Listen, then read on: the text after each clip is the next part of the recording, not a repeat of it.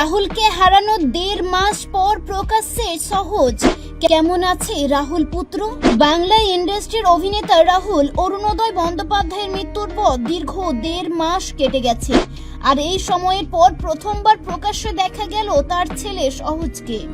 গত 29শে মার্চ তালসরে সমুদ্র সৈকতে শুটিং চলাকালীন ঘটে যায় মর্মান্তিক দুর্ঘটনা। সমুদ্রের জলে ডুবে মৃত্যু হয় অভিনেতা রাহুল অরুণোদয়ের। এই খবর মুহূর্তের মধ্যে ছড়িয়ে পড়ে গোটা বাংলা জুড়ে। সহকর্মী থেকে অনুরাগী সকলে স্তব্ধ হয়ে গিয়েছিলেন। জানা যায় শুটিং চলছিল সমুদ্রের মাঝে। ড্রোন শট নেওয়ার সময় আচমকা বড় ঢেউয়ে ধাক্কায় জলে তলিয়ে যান রাহুল এবং সহ অভিনেত্রী শ্বেতা মিশ্র। যদিও অভিনেত্রীকে দ্রুত উদ্ধার করা হয়, কিন্তু রাহুলকে তুলতে দেরি হয়ে যায়।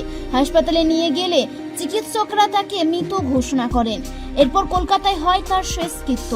সেই সময় সবচেয়ে হৃদয় বিতারক মুহূর্ত ছিল ছোট সহজের বাবাকে শেষ বিদায় জানানো। বাবার মুখাগ্নি করতে দেখা যায় সহজকেই। পাশে ছিলেন মা প্রিয়াঙ্কা সরকার, যিনি কঠিন সময়ে ছেলেকে আগলে রেখেছিলেন। তবে সময় থেমে থাকে না। জীবনের কঠিন বাস্তবতার মুখোমুখি হয়েও এগিয়ে যেতে হয়। রাহুলের মৃত্যুর 1.5 মাস পর অবশেষে আবার দেখা মিলল সহজের। সম্প্রতি নধরের ভেলা সিনেমার সাফল্যে পার্টিতে উপস্থিত ছিল সে। কেক কাটার একটি ভিডিও সামনে এসেছে, যেখানে সহজকে বেশ স্বাভাবিকভাবেই দেখা যায়। তার সঙ্গে ছিল অভিনেতা ঋত্বিক চক্রবর্তীর ছেলে উপমন্যু। নধরের ভেলা চলতি বছরের একটি বহুল প্রশংসিত বাংলা স্বাধীন সিনেমা। জাতীয় পুরস্কার প্রাপ্ত পরিচালক প্রদীপ্ত ভট্টাচার্যের পরিচালনায় এই ছবিতে অভিনয় করেছেন ঋত্বিক চক্রবর্তী, প্রিয়াঙ্কা সরকার, শতাক্ষী নন্দী এবং সায়ন ঘোষ।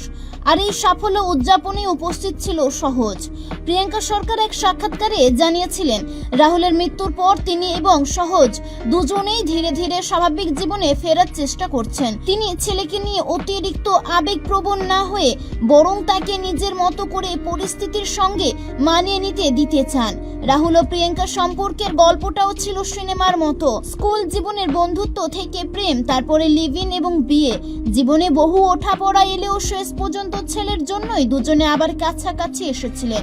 কিন্তু ভাগ্য হয়তো অন্য কিছু লিখে রেখেছিল। আজ রাহুল নেই, কিন্তু তার স্মৃতি বেঁচে আছে পরিবার, বন্ধু এবং অনুরাগীদের হৃদয়ে। আর ছোট সহজকে আবার হাসতে দেখে হয়তো কিছুটা হলেও স্বস্তি পাচ্ছেন সকলে।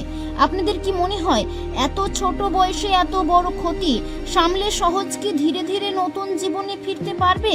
কমেন্টে জানাতে ভুলবেন না আপনার মতামত। ভিডিওটি ভালো লাগলে লাইক করুন, পেজটিকে ফলো করে পাশে থাকুন।